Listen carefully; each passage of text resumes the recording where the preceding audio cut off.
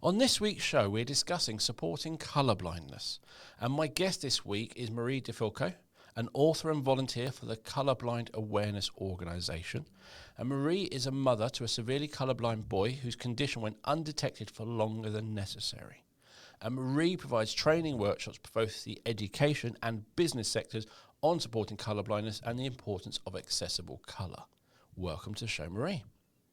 Thank you for having me. You are welcome. In preparation for this podcast, you sent me a lot of information, including a PowerPoint presentation that you use when talking about colour blindness. And it showed me that I really don't know much about colour blindness. Even before this, I said, I know this. You went, no, that's not true. So I'm not going to say anything that I know because it's all wrong.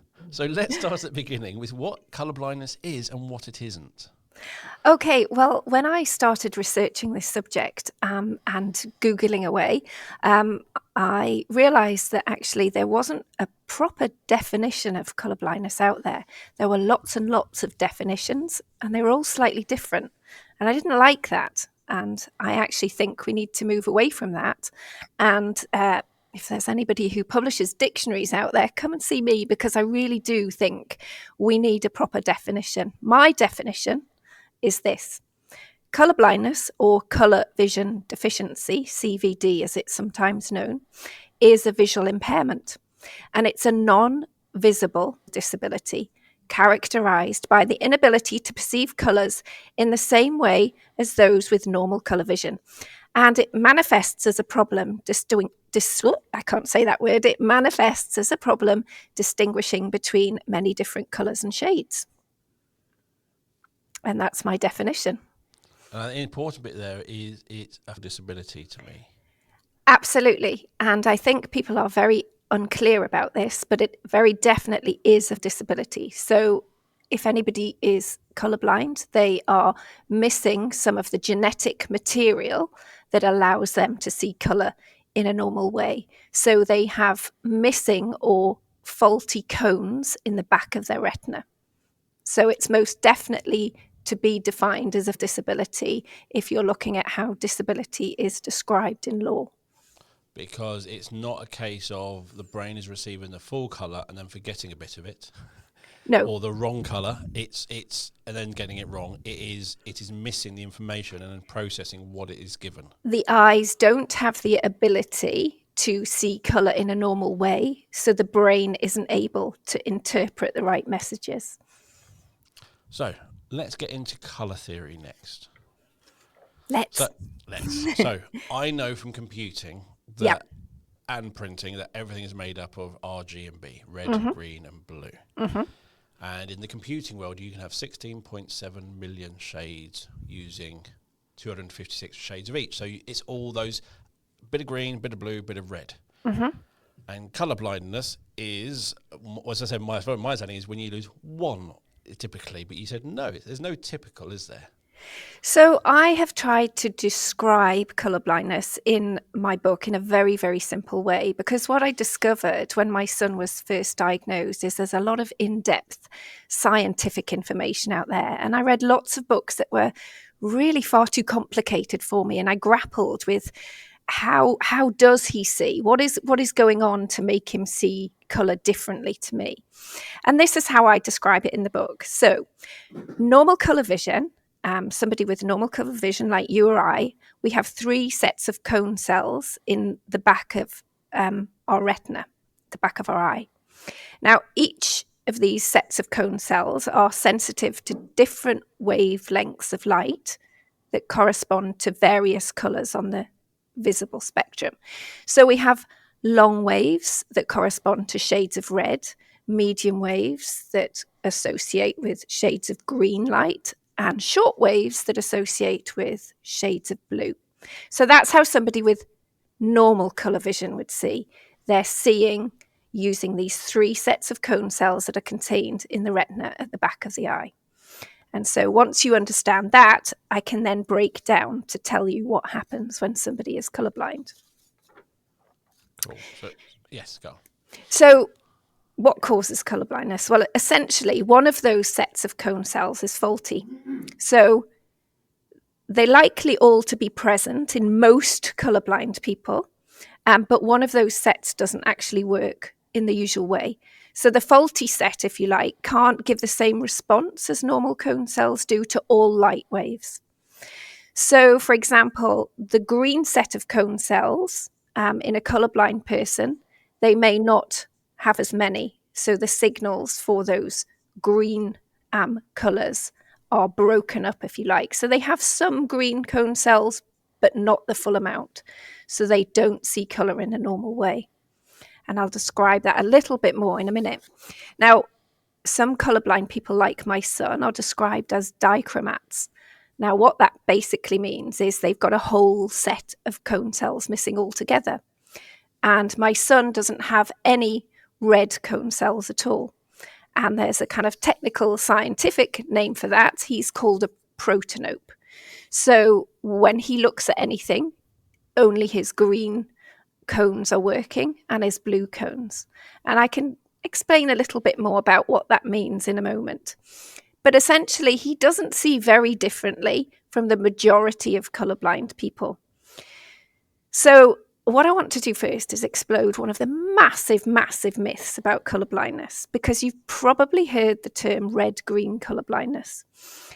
And what that makes a lot of people think is that colourblind people just can't tell the difference between red and green.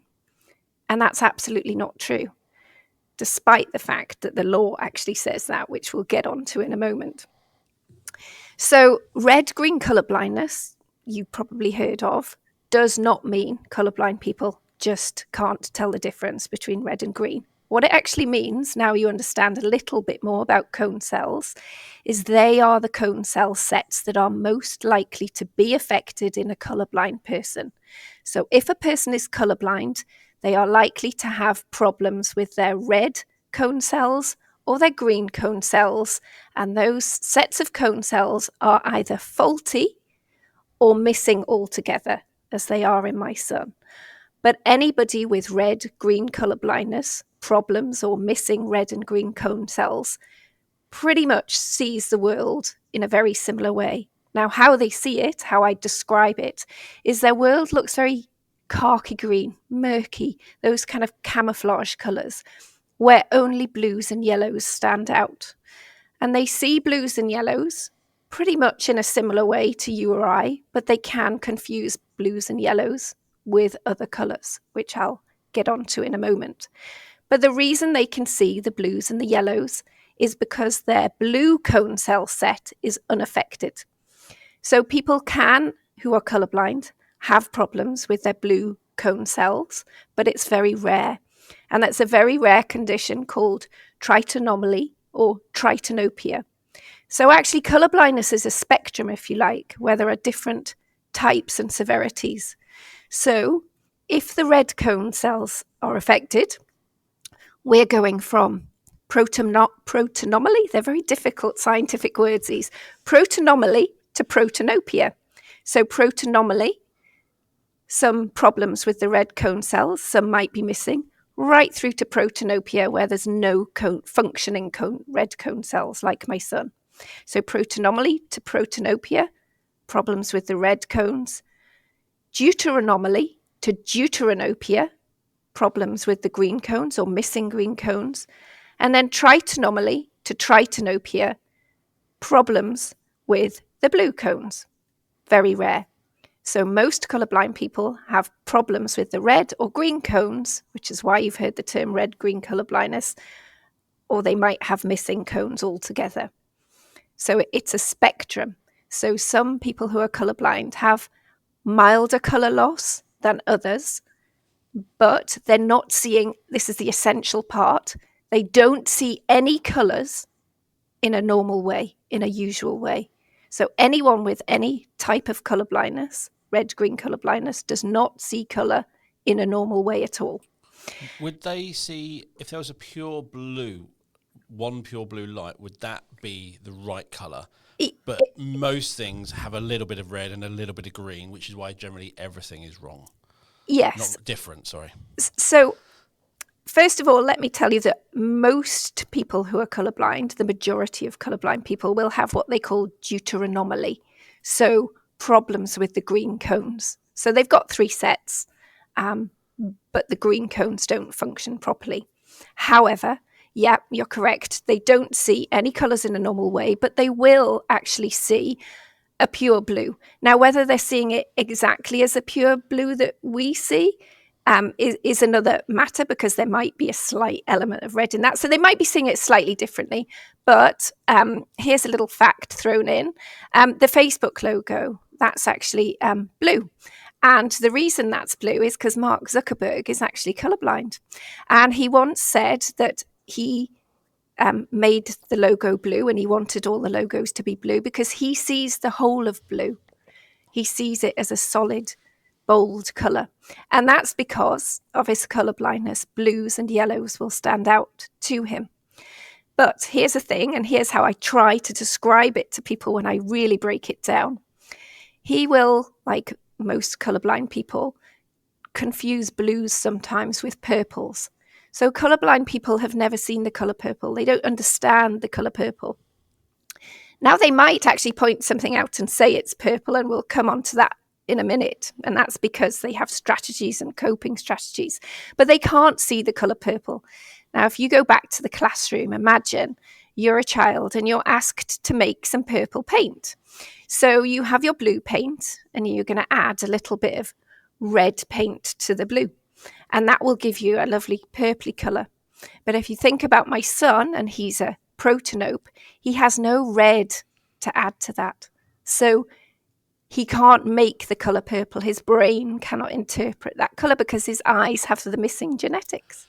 So for him, when he starts adding this red paint, which is just some different colour, he's just not seeing that part of the light spectrum. Yeah, so he doesn't. It will still look at blue. Yes, so that's and why. And then at some point, it will go not blue. He's looking at purple, and he sees it how we would see blue, because he essentially can't see the red part of it. And that's the same because the red cone cells and the green cone cells sit pretty close together. Whether somebody is red blind or green blind, they won't be able to interpret, if you like, any colour with red or green elements to that colour. Yeah. So it will look blue until the moment so it go from blue to purple, but he'll still see it as blue. And as it gets really close to red, it will suddenly stop being blue to him, and then he's gone too far. Yes, and it's all about how the light spectrum. It's really technical and complicated, isn't it? Yeah. And I think that's why it was so important for me in this book to try to break down that science and talk about it in quite an unscientific way. Because as a parent, and probably as a teacher, you haven't got time to take in and absorb all this very complex information about how the eyes work. And to be quite honest, I didn't want to do that. So when I was reading all of these books, I was thinking, great, fine, okay, I kind of get this now. He's got missing cone cells, therefore he doesn't see colours properly. I can see pictures to see how he does see the world. But what does that mean? What does that mean for him? What impact is that going to have on his life? What does that mean for him at school? What does that mean for him outside of school? So great, I now understand a little bit about how he sees, but I don't really understand how it's going to impact him. And that's what I need to know, and that's what his teachers need to know. And I realised there was very, very little information out there on the impact of colour blindness. So I went on a journey, essentially, to find out about how colour blindness would impact somebody's life. Now, really, since about 2009, these simulators where you see these pictures that I pump out, and you can see on the Colourblind Awareness Organisation website that I've volunteered for many years, we put pictures out. And you'll see a picture on one side of the screen that is normal colour vision, and then we'll have a simulated picture on the right side of the screen, and we simulate how a colourblind person sees. Now, of course, they are simulations, but these simulators can emulate how eyes work. So my boss won't mind me telling you that he's actually colourblind. And when I show him these pictures, and we usually use deuteranopia as a simulator because most people have problems with their green cones, I will show him these two photographs that are very different to us, but he can't tell the difference. So if he's looking at a red Santa Claus, for example, the left side of the screen, which is normal colour vision, looks the same side as the right. So he's not seeing that red in the usual way. Now, there will be nuances if you show people those normal colour vision pictures against the simulation ones. And that's because no two colourblind people see in exactly the same way. And actually, no two people with normal vision see quite in the same way. And that's why sometimes we have little arguments about, no, that looks purple. No, it looks blue to me. I think that looks brown. No, it looks green. And colour very much depends on where you are looking at the colour. So, for example, if you're looking at a beautiful green field, this is somebody with normal colour vision, on a gorgeous sunny day, you might describe that grass as like a bright, vibrant yellow-green because the sun's shining on it and it looks beautiful. Now, if the clouds come across the field and it goes dark and sort of the sky looks threatening, you'll notice the shade that you're looking at of the grass turns to like a deep, dark green. And that is because colour is light reflected into the brain, if you like. And colours change depending on the situation they're in. So the grass will look different on a sunny day to it does on a dark, threatening, cloudy day. But your brain's interpreting both shades as green. In a colourblind person, they just can't see as many changes in shades, if you like. So a colourblind person will know the grass is green because they've been told all their life the grass is green, the sky's blue, Santa Claus wears red. So this is how sometimes it's difficult for those of us with normal colour vision to really understand how a colourblind person is affected by this, because you kind of think on the face of it, well, hang on a minute, if he knows Santa Claus is wearing red, how on earth does it matter? If he knows the traffic light's red, because the top one is red, why would it even matter? And we can talk a bit more about that in a moment, because it really, really does matter. And it doesn't just matter to that person with colour blindness. It matters to you and I. It matters to industry, to business, because colour blindness not only impacts the lives of colourblind people, it actually impacts sales figures, outcomes, safety. And we can go into that in a little bit more detail in a moment. So we've discussed what colour blindness is. How many children, how many people are colourblind? How many were we talking? Well, actually, millions and millions. So if we're looking on a worldwide scale, there are 300 million people that are colourblind in the world. Now, that's massive, because if you actually think about that, that's about the same as the whole of the population in the United States of America. So we're talking about vast amounts of people worldwide with colourblindness. Now, that equates to about 1 in 12 men, 1 in 12 boys, 1 in 200 women, and we'll go into a bit of detail in a moment why men are more affected than women. 1 in 7 women will be a carrier of those faulty genetics, if you like, as I am. So I didn't know I was a carrier of these faulty genes until my son was born colourblind. In the UK alone, there's 3 million people have colourblindness. 3 million people.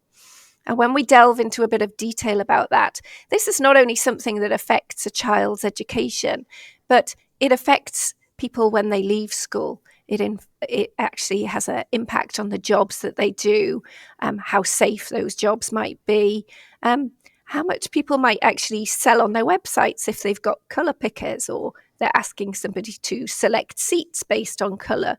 Colourblind people will just shut down, move away, go somewhere else if you're not making colour accessible.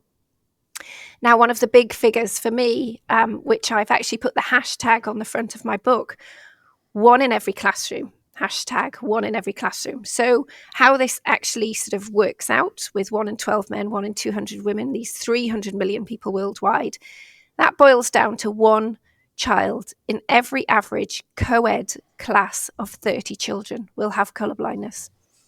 But the scary truth is when you speak to most teachers, some of them who have actually taught for many years will tell you they've never taught a colourblind child. They've never had one in their class. But sadly, that's because they just haven't been able to identify them. Now, I want to point out here, this is not the teacher's fault. So let me tell you the story of my child and what happened to him, because this is playing out across the country for millions of children, hundreds of thousands, 450,000 children in our education system today have colour blindness, yet most schools cannot identify many of the colourblind children. Why? Well, in 2009, based on something called the Hall Review, colour blindness was removed from the Healthy Child Screening Programme. So the NHS tests all children are offered at the age of 5. Now, you might remember, and I do, looking at what they call an Ishihara test plate. So the plates of coloured dots, which actually are a test to see if someone's colourblind or not. That was removed quite quietly from the Healthy Child Screening Programme. And parents weren't really informed of this.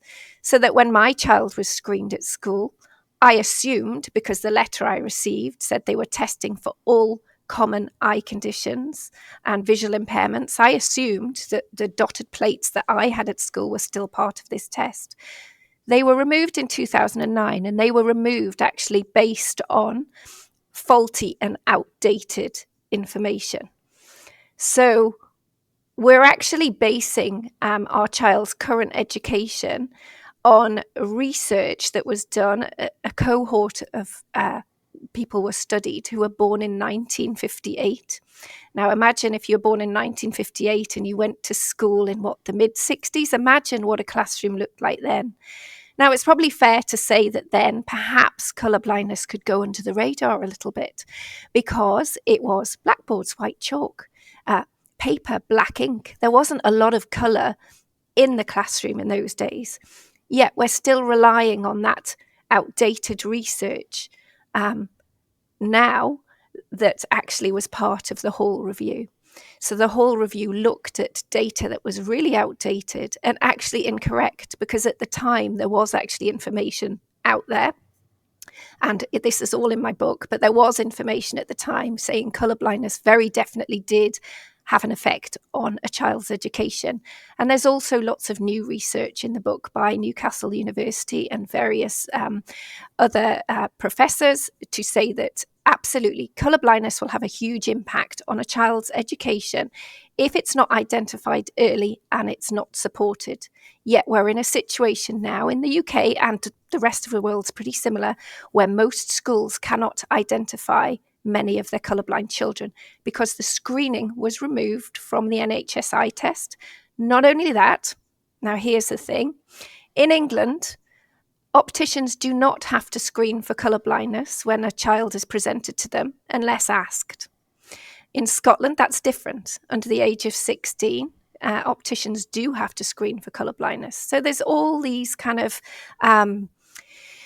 I guess, the sort of legislation is all a bit of a mishmash and all of a bit of a mess. But what that means is that colourblind children are not being supported. So let me tell you the story of my child, because this is repeating time and time again. And we're not really in a different situation now, 10 years on, than when he was actually first diagnosed 10 years ago.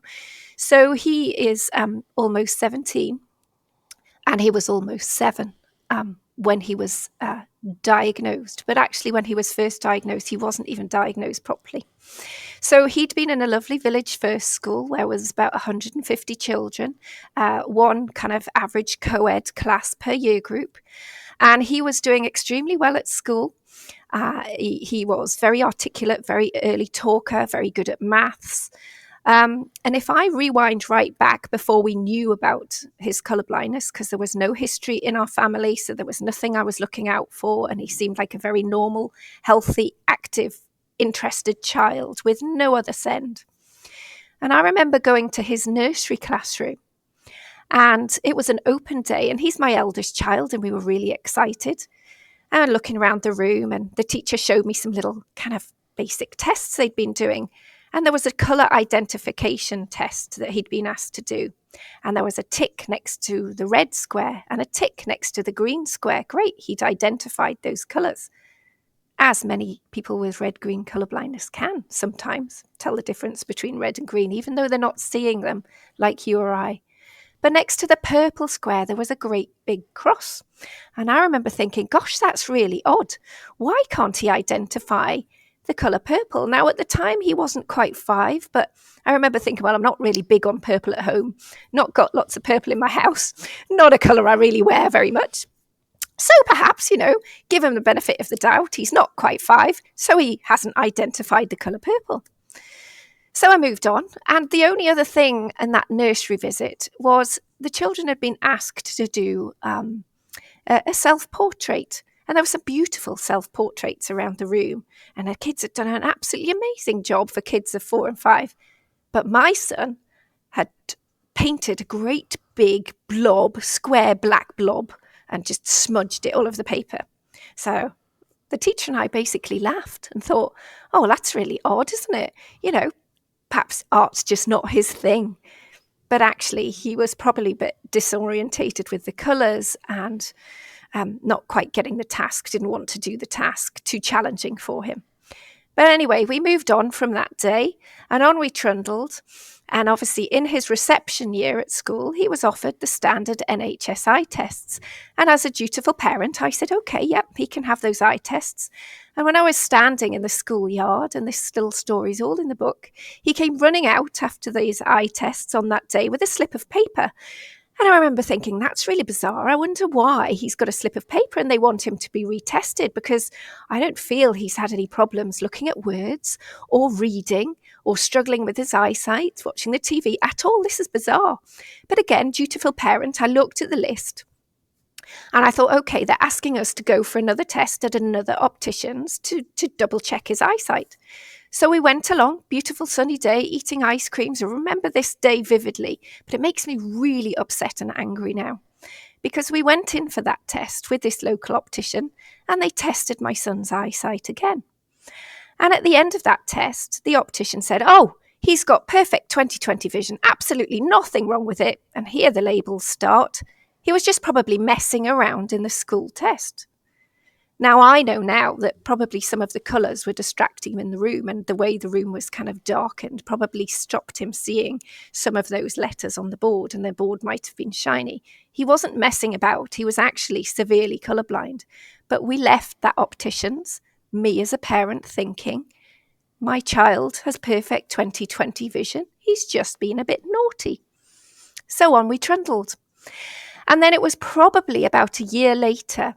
I have a daughter as well. She's a couple of years younger. I remember sitting thinking, oh, this is a nice cup of coffee I'm drinking. It's lovely and peaceful. The kids were playing. They were drawing out in the conservatory. And then my son came running in and he was holding a bright orange felt-tip pen and a bright lime green one. And he ran into the room and he said, Mummy, is this orange or is this orange? Well, you can imagine my horror. I just went, oh, I didn't handle it well at all as a parent. And I was like, oh my goodness, you must be colourblind. Oh my goodness, what, you can't tell those colours apart? And I was shrieking at him. And the poor little mite said to me, Mummy, don't worry. I'm not blind, I can see. And I had to explain to him, I knew he could see, but it was perhaps just colours that he wasn't seeing properly. So I took him along to my own optician. After looking at some Ishihara test plates online, flicking through them, and his little sister was shouting the numbers, and he couldn't see these numbers on these test plates.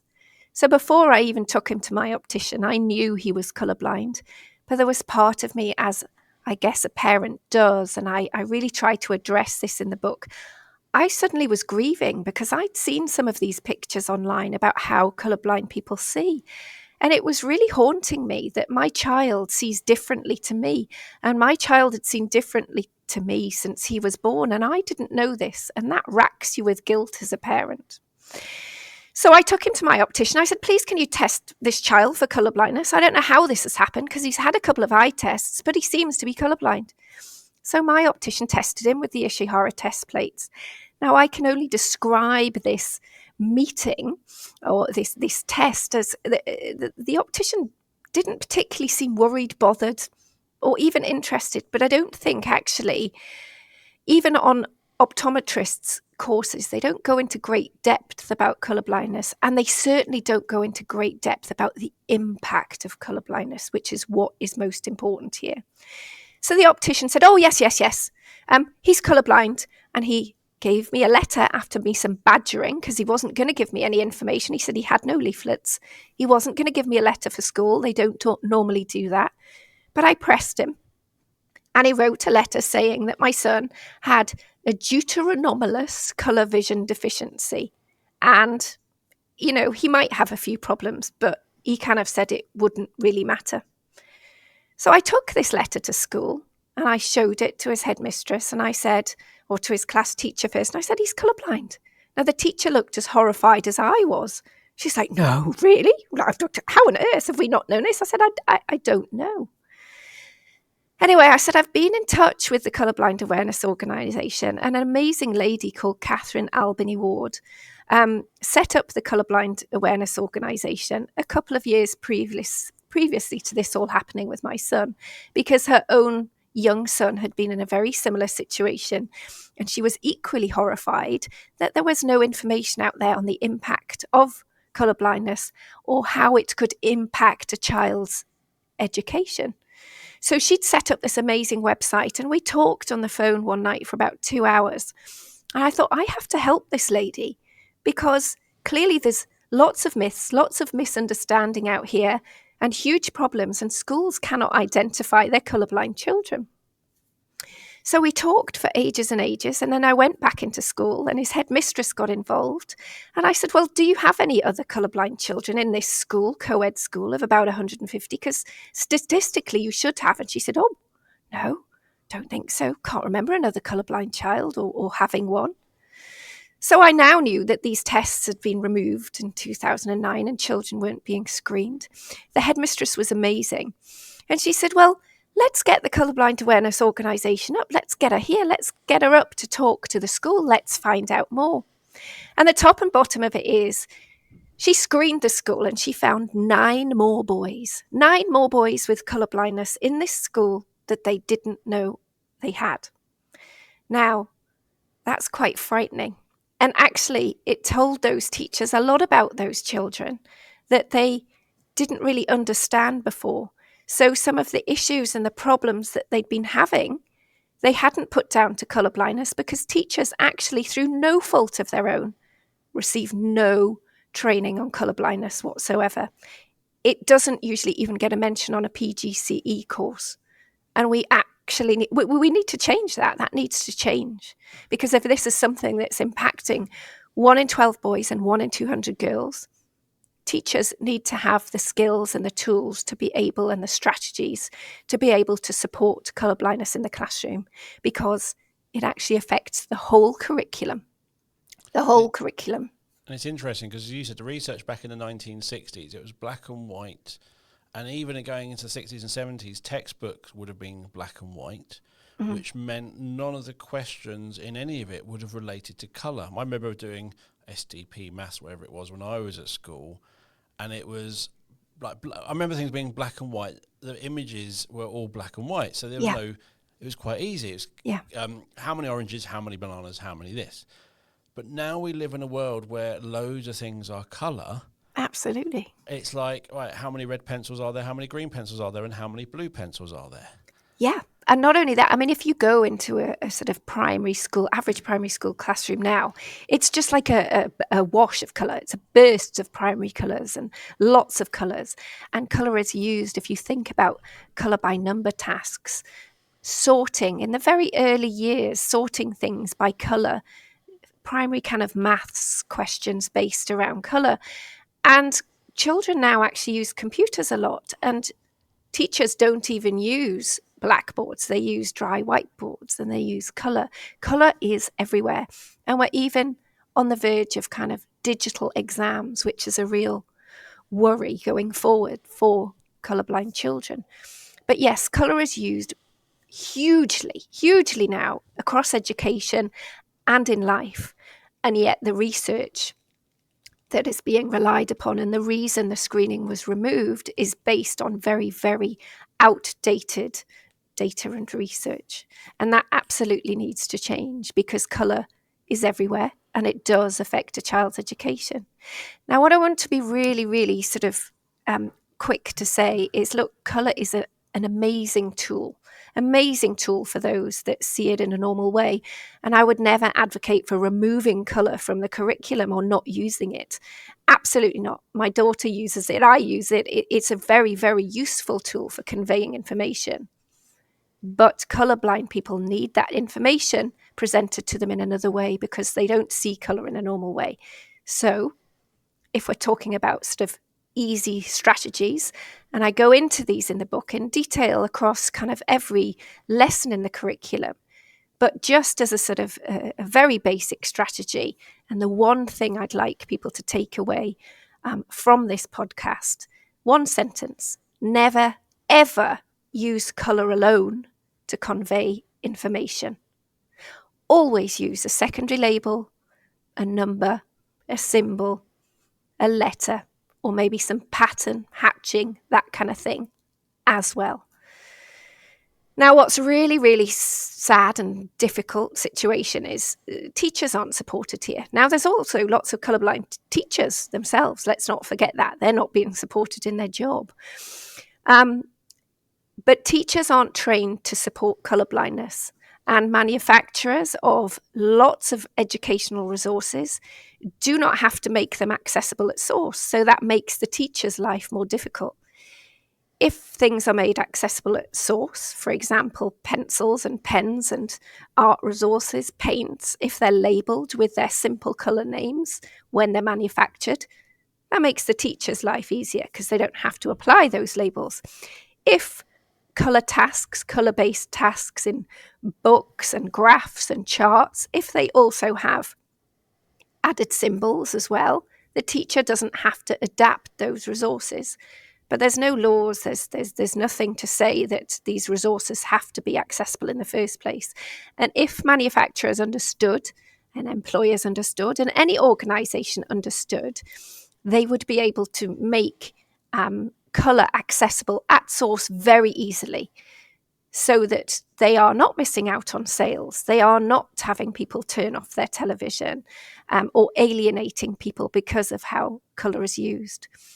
But unfortunately, we're even in a situation where on public exams, not so long ago, GCSEs, A-levels, there's actually questions, colour-based questions, that would lose colourblind children marks in exams.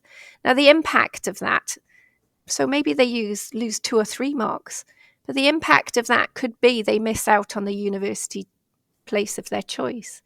And that's horrific. And also, there's not really any careers advice. So I found out now with my son, who obviously he's 17 now, so he's looking at things further on than school. And the careers, he filled in a little careers form recently, and he ticked the box to say he was colourblind. But actually, the electronic kind of results came back, and it said it would have no impact on his employment. But of course, he will. He has a disability. Now, there's all the emotional kind of stuff that goes with that and the self-esteem issues. So he's kind of been told, not him personally, but lots and lots of hundreds of thousands of colourblind children who either haven't been identified or they've not been supported properly because teachers don't have that right training through no fault of their own. But they're then moving into the workplace. And actually, they're moving into the workplace with a condition that either hasn't been identified at school, so they might not even know they're colourblind yet, and they might have a test in the Navy or the Army or to be a pilot. And what a horrific way to find out that you're colourblind, because many colourblind people do find out in that situation. And we can discuss how colourblind people might not know they're colourblind in a minute, but many colourblind people do not know they have colourblindness because they're born like that, and they don't understand what they have been struggling with exactly until they're diagnosed. But imagine being a child going for a job, and it could be something like engineering. I work in an engineering company, and my boss is actually colourblind, and he uses software all day, every day that he has issues with. But imagine being that child who's just left school and you're going for your first job. Do you declare this disability, this visual impairment at interview? When you're already nervous about getting a job, do you tell the employer you might have issues with their software? And let's face it, every job now uses a computer, really, some sort of online tools.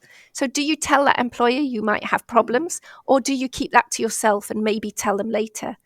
Either way, you could come a cropper with whether it's making an error that you just didn't see, or it could actually involve something to do with safety. I was thinking, in lots of restaurants, you have colour-coded chopping boards for different types of food, for food health and safety. You do? And at home we have 4, but they've also got pictures on them. So like you were saying, don't just Great. rely on colour. That's like, amazing. But That's amazing. At the youth club, there is nothing. There's just a line of chopping boards, different colours, and on the wall it tells you what board is for each colour. And you call it's the 4th one down, it's that. And you look to the left, and there's a line, and you've got to work it out, so you might use the wrong chopping board. Yeah. And even as I'm looking at my document in front of me, I highlight important information in red. Lots of people do. Here is some key bit of information in this email. Do not miss this. I'm going to highlight it in red so it's really obvious. Absolutely. And what happens... Unless you don't see red. Now, that happens in schools, and in actually textbooks and resources. Keywords, nouns, maybe something like that in red. Now, that's not going to stand out to somebody with colour blindness. So it's easy to kind of get around that, underline it, circle it as well. Something like that, a secondary indicator, so that the colourblind person does not miss that key piece of information. Now, here's the thing. I think it's lots of tiny little bits of information across a colourblind person's life that they just miss, that it just passes them by. But what is that accumulative effect going to have on them? Does it mean, for example, that they don't choose geography because there's lots of colour used in geography, in charts and graphs and that kind of thing? So they might not choose that subject. Medicine, for example, chemistry. How do you detect the colour of a changing flame, perhaps? How do you look at a pH chart when you don't see it in the same way? Now you can get around that by perhaps having a child has normal colour vision to work with a child that's colourblind, a colour buddy. So there are all sorts of little workarounds that will make it much easier for a colourblind child to be supported, because we don't want to put children off subjects, especially subjects like chemistry, physics, maths. I know, because I work in engineering, we're vastly short of engineers. So we don't want to put people off coming into this industry by putting them off subjects at an early age. Now, here's something else that is kind of shocking, really. If you think about it, 1 in 12 boys are colourblind and 1 in 200 girls. So yes, actually, let's explode that myth, because lots of people think girls can't be colourblind. They can. And I go into detail, you can see in the book and on the Colourblind Awareness website, you can see the inheritance patterns. So colourblindness is actually carried within the 23rd chromosome pair, the X part. So I'm not going to get all scientific on you here, but that's basically how there are more boys, more males with colourblindness than there are girls. But let's think about that. Think about that in terms of the world. Think about that in terms of school. We have got a situation, really, where we're placing boys constantly in a situation of indirect sex discrimination because of the way colour is used to convey information.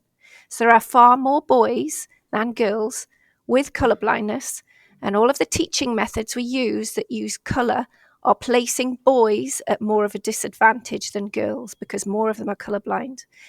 Now, I think we also know that across the curriculum, boys underperform,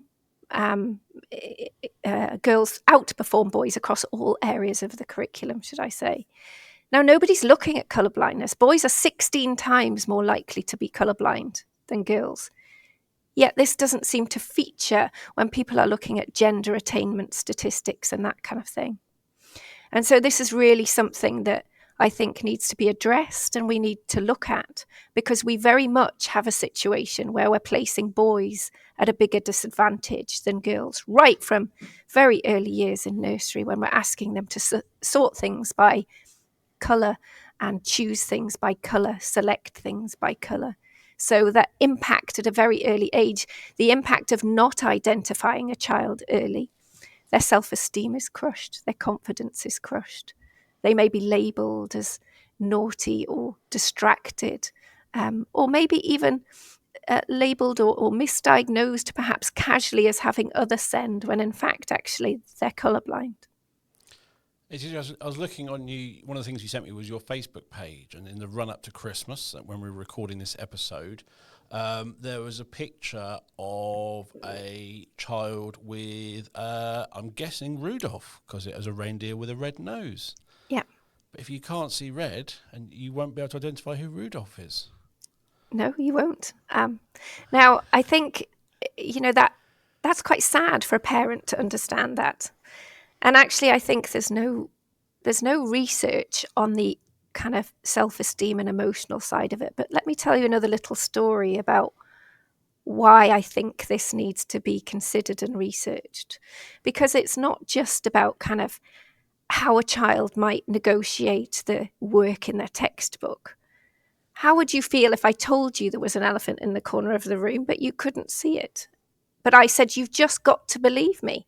You've just got to believe me, but you can't see it because you're not able to see it. Purple elephant, perhaps, can't see it. So there was a day several years ago where myself and my husband and my two kids, they were in the back of the car, and we live in a reasonably rural area, and we were driving on a sunny day past the most amazing field of poppies. And it looked so stunning, and it went on for miles. And myself and my husband and my daughter were going, oh, wow, that looks amazing. That looks fantastic. It looks so stunning and beautiful. And my son was just totally and utterly silent. And then he said, what are you looking at? And that really, for a parent, is actually quite sad. But also, I think teachers need to think about that emotional impact. Why is that child at the back quiet? Is it because they're just missing that moment that we would think of as a wow moment? Christmas trees. So I am very big on lovely Scandi stuff, or I always was, lovely real tree with all the sort of red and white decorations on it. And then I realised one year that my son wasn't really getting this wow impact from this, what looks to him essentially a brown tree with brown decorations on it. It's not very wow, a bit like he didn't get the poppy field moment wow. So now he has his own little white Christmas tree with silver baubles and blue lights on it, and he gets that wow impact like we would get a wow impact from seeing a normal Christmas tree. Now, that might not matter to some people. Some people might not care about that. I do as a mother. I really do. I think it's an interesting field to study in terms of a child's education and how they might be feeling as well. We all love a Christmas tree. You can see it in all the films. They always have that slow-mo when the Christmas tree is revealed, and it was always that, wow, that's a big, or that's beautiful, the decorations. And yes, for a child not to get that same hit, 'cause it's just one lot of brown with some lights on, it's like, yeah, I don't get it.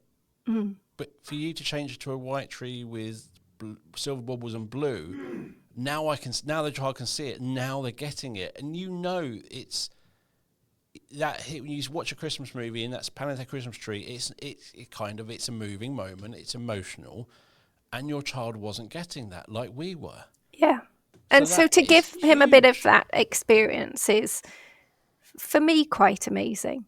Now, even if you don't think that matters, it matters in terms of how a child is studying, how they're able to do the work that you're presenting them with. Colour by number, for example.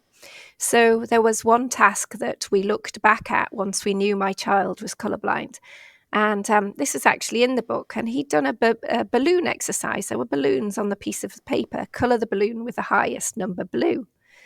And he'd picked up a purple pencil, and you can see he'd started colouring the blue one purple. Now, coping strategies. He may have observed, or the friend next to him might have said, oh, hey, you're using the wrong colour. So he might have then picked up the right colour. But what would make a real difference in this instance is if those resources were labelled with their simple colour names. So if the pens and the pencils had the words red, blue, yellow, green on them, that child is then able to do that colour by number task because they're able to select the right pencil. As it was, he didn't, and he was marked down. And when we look back at that piece of work, his teacher was actually really sad and upset with herself that she wasn't aware he was colourblind, because the comment on that piece of work was really quite negative. And he just wasn't seeing colour in the same way as you or I. So we were presenting him with a task that wasn't accessible. So rather than him not being able to do that task and not being able to concentrate on the maths, because remember, his maths was very good at an early age, adding in that colour element actually distracted him from the maths and meant the task wasn't accessible to him. Now, what does that mean if the child is presented with task after task after task, where the task actually isn't accessible to them, but the teacher and the child themselves might actually just think they're not capable of those type of tasks? Because if a child hasn't actually been identified from a very early age as colourblind, a lot of colourblind people, when they eventually are diagnosed, will say they did feel different. They did think there was something missing or they couldn't get. But we're always told, aren't we, that, we can't be good at everything. So a child that isn't getting support might think that, oh, well, I'm just not as good at colours as the rest of people, just like some of us aren't as good at numbers as other people. But in actual fact, the task and the colour is not accessible to them in the first place. Now, there's no reason why a colourblind child can't work at the same level as the rest of us if the colour tasks are presented to them in the right way. So there's nothing stopping a colourblind child, but if there's a colour element as part of the learning, that's creating a huge barrier to their learning. Now, that's not just in lessons that you might think of, like sort of maths, maybe art even. We've just discussed kind of chemistry and physics. But think about sport and think about watching sport. My son absolutely loves football. And colour needs to be accessible in sport. How? Why? Well, imagine if you've got a team playing in blue and purple, or you've got a team playing in a shade of sort of red and green. You're making the watching and the playing of that sport unaccessible for a colourblind person. They can't access or enjoy that sport in the same way. Now, if somebody's watching that on the television, they might be watching an Irish international rugby match or Ireland-Scotland. The teams are, is it Ireland and Wales? Come on here, help me out. I'm not big on my rugby. Ireland and Wales. Ireland and Wales, red and green, traditional colours. Now, some colourblind people might tell you that they can tell those kits apart, but we know that they cannot tell them as well apart as they could, for example, blue and white. So that would make their enjoyment of the game much better, because even if they feel they can tell the difference between that particular shade of red and that particular shade of green, they can't tell them apart well. So that's going to actually impact players. 1 in 12 male rugby players will be colourblind, the same on a football team. So the playing of the sport gets difficult if you're colourblind, and essentially the kits clash. Watching that sport on the television or live as a spectator is difficult if you're colourblind. And 1 in 12 males in that stadium watching a match at a weekend will have colourblindness.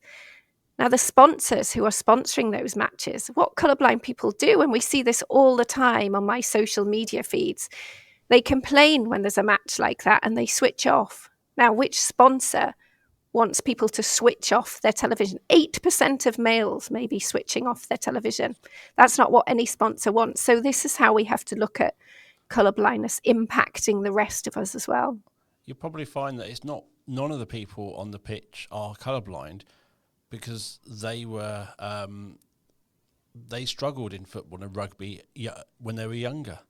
So those who are colourblind may not be on the pitch. And again, those who are colourblind were watching it going, this is a bit confusing, I'm not enjoying this. So colourblind people may already be disinterested in that sport because they don't get the same enjoyment as others, similar to the Christmas tree. So it's, as you say, it's a much bigger impact. That there are lots of things they're not accessing, Yeah. Due to their colour blindness, that actually they're not involving in so many activities. There's some research actually in the book as well that kind of looks at sport. And obviously if a child is put off a sport at an early age, which we don't want children to be put off sport, but can you imagine being a little boy on a team where you maybe make a pass to the wrong person, somebody on the other team? You can imagine that kind of like bullying and that low level kind of chastising of you're stupid, you're daft, oh, you didn't see him, oh, you're an idiot. That's enough to put a child off sport, and we don't want to put children off sport. Now, we know that there are professional sports people out there who are colourblind. Some of them are perhaps worried about speaking up. I think a lot of colourblind people are worried about speaking up because they're often scared that they will be seen as less capable at their job or the task that they are doing. So they might keep quiet because they don't want to bring that attention to themselves. They might think, well, I might be pushed out of the squad if I actually admit to this. Like we were saying before, I might not get the job if I admit to this. And we need to change that narrative. We must actually allow colourblind people to have a platform to talk about it.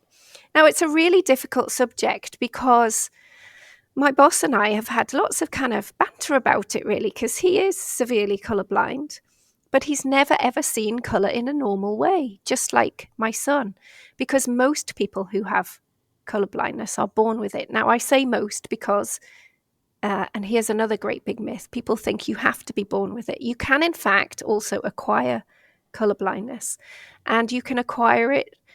There's certain drugs for things like rheumatoid arthritis, or if you have a stroke or a brain injury, it can affect your colour vision. So people can acquire colour blindness as they get older, or perhaps through certain drugs or accidents, that kind of thing. Now, it's not the same. It's not quite the same. And it won't manifest in the same way. And they do have the benefit of once being able to see colour in a normal way. But if you're born colourblind and you've never, ever, ever seen red, purple, you've never seen colour in a normal way, it's a really difficult thing to get your head around. And I think colourblind people absolutely have coping strategies from a very, very early age. So I remember telling my son, when I was pushing him in the pushchair, look at the beautiful blue sky. Oh, isn't, the grass is green, the sky is blue, the post box is red. And so very quickly, a child, especially one like my son who has no other special educational needs, those coping strategies were to memorize those colour names. So yes, absolutely, he knows the sky's blue, he knows the grass is green, he knows the post box is red. But if you put him in a situation where that characteristic colour is part of a test, if you like, those coping strategies are going to fall down. So, for example, if you ask a very young child to create a scene of the garden, let's all paint today. And the colours aren't labelled. Now, of course, they know the grass is green. You've told them the grass is green. They know Daddy's car might be red on the drive. You've told them Daddy's car's red, and then you ask them to create this picture. Now, they might choose brown for the car. They might choose brown for the grass. They might actually make the leaves of the tree brown and the trunk green. Those characteristic colours, they're not actually able to put down on that paper in the same way as somebody with normal colour vision. So although it might kind of pass people by because they think, well, my child knows their colours, the child's actually learning those colours by association. So they're associating a red post box with the colour red. They're associating the grass with green. But put them in a situation where you ask them to paint the grass, then they can't select the right colour if that colour isn't actually labelled. So that is one of the ways that teachers can spot colour blindness, if you like, in the classroom. Is a child using a characteristic colour in the wrong way, in the wrong context? Have they coloured the sky purple? Have they indeed made a tree trunk green and the leaves brown? These are the kind of small things that you can look out for to spot that a child might be struggling with their colour vision.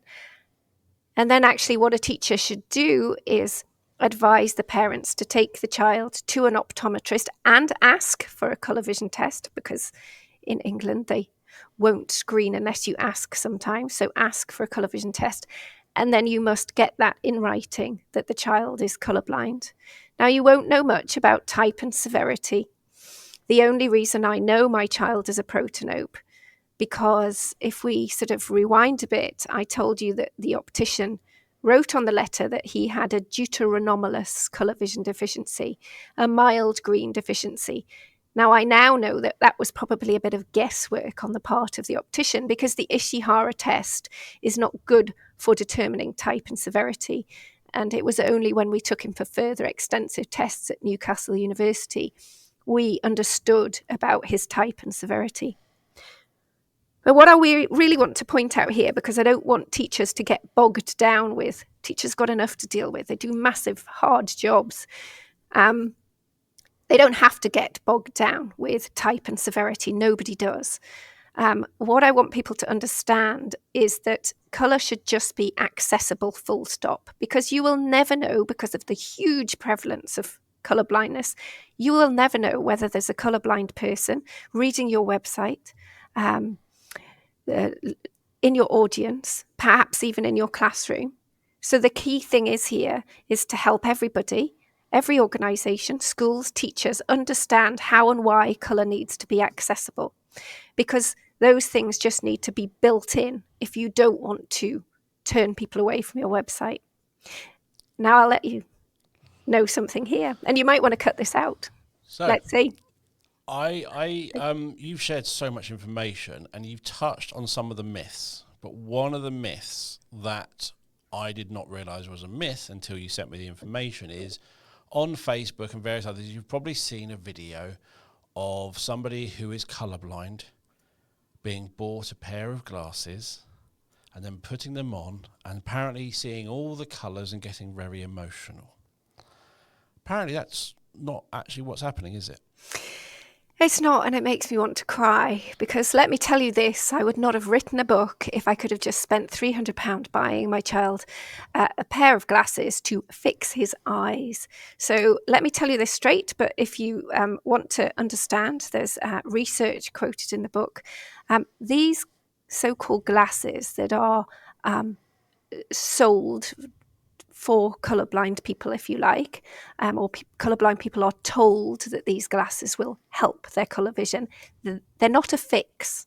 They're not a fix. They cannot cure colour blindness. There is nothing. There is no app. There is no gadget, widget, whatever that will cure somebody's colour blindness. Now, there's a lot of detail in the book about how these glasses do work or what they do. But essentially, if you were looking at a red rose against a lot of dark green leaves, they might sort of pull the red rose to the foreground and dampen the green into the background. So, but it's not allowing a colourblind person to see red, because they have no genetic material to see the colour red that you and I actually see. It's just altering the colours that they do see. So they go, wow, oh my goodness, I can see that red rose now. No, they can't see the red rose. They're just seeing the colour they do see in a slightly different way. So the glasses may have some uses. And I think they were originally developed for surgeons to be able to pick out veins in surgery better. So they may help in certain tasks where you want to identify two colours, but they're certainly not for children in the classroom. They do not allow people to see colour in a normal way. They would allow you and I to see colour in a different way. If you put on rose-tinted glasses and look at a green field, you see a different shade of green to when you take them off. So these glasses are not a cure. The only cure one day will be a genetic one. And actually, it has been cured in monkeys. So some very clever scientists in America, Knights, they're called, you can Google, cured colour blindness in monkeys. But it's it's gene therapy. Now, this probably won't be available for humans for many, many, many years.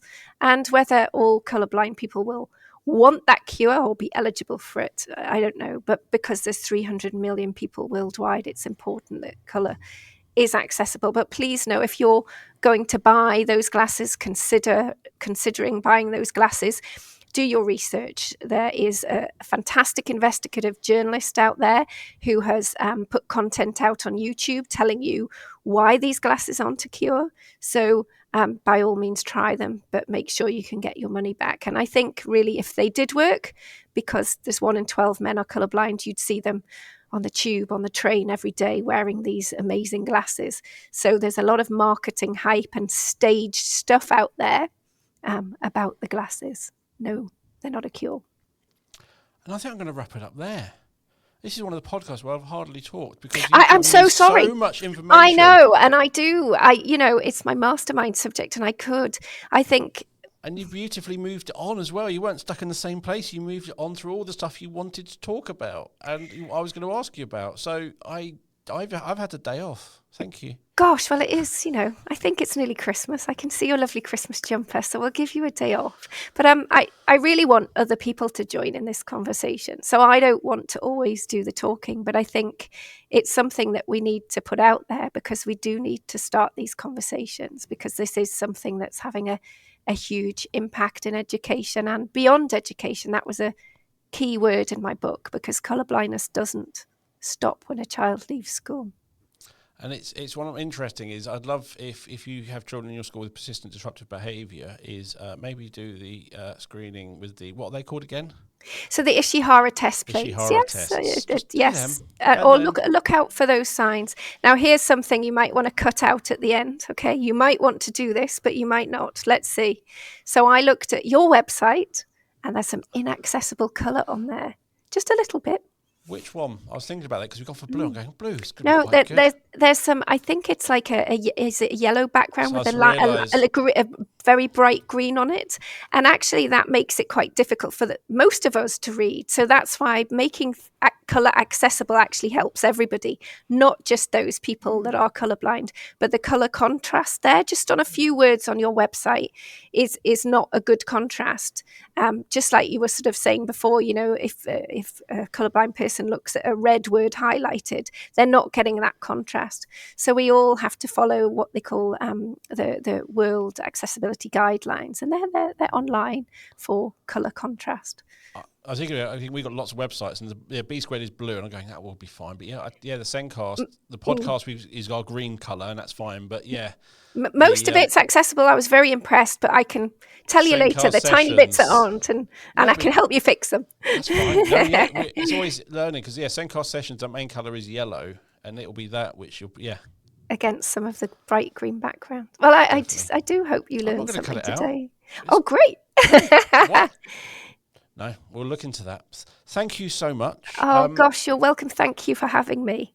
And you've shared loads of information, so loads of groups, loads of websites, the chromatic vision simulator. So actually, that's one thing we didn't mention, but please go away, download it to your phone. Everybody can. It's a free app called CV Simulator, and you can walk around your classrooms and your homes, and you can see one half of the screen is normal colour vision, and the other half is colourblind simulation, and you can see exactly how a colourblind person sees the world, and it will help you audit your workplaces and your classrooms, and there's detail in the book about how exactly it does work, but it's fascinating.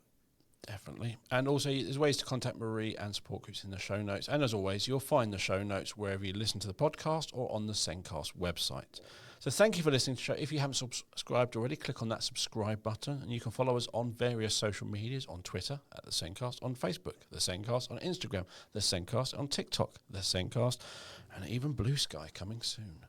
And if you are looking for a simple, secure way to capture and share evidence of learning, or a way to capture pupil voice, a way to celebrate and share achievements, or a simple, safe way to communicate with parents, you need to have a look at Eversense. Eversense is our evidence system that does so much more to help boost parental engagement.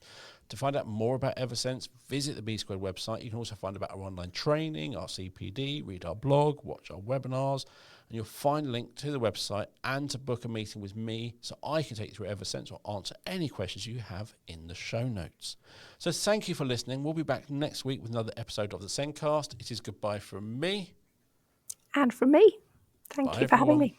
You're welcome.